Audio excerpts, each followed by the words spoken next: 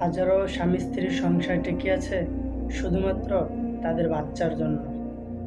তারা চিন্তা করে তাদের সংসারটা যদি ভেঙে যায় তাদের বাচ্চাটার কি হবে, তাদের বাচ্চা কিভাবে থাকবে, কিভাবে চলবে, কার কাছে থাকবে, কি করবে। তারা এটা নিয়ে চিন্তিত, তারা এটা নিয়ে তাদের সংসারটা ভাঙতে চায় না।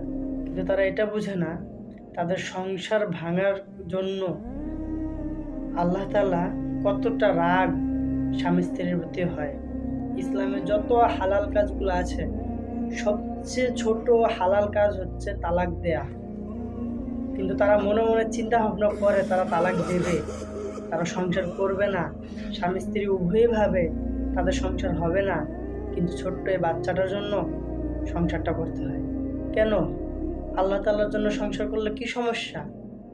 আল্লাহই তো সংসার করার জন্য অনুমতি দিয়েছেন, তাই না? কিন্তু আল্লাহ তো সংসার ভাঙতে বলেননি। তাহলে আপনারা আল্লাহকে ভয় না করে ছোট্ট একটা বাচ্চার কথা চিন্তা করতেছেন, অথচ যে আপনাকে সংসার করার অনুমতি দিছে তার কথা একটাবারও চিন্তা করলেন না।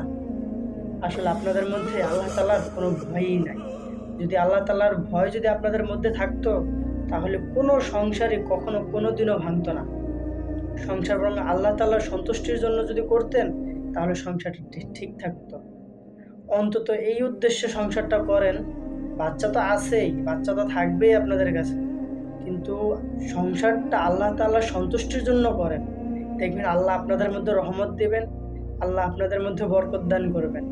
ইনশাআল্লাহ আপনাদের সংসারটা সুখের হবে।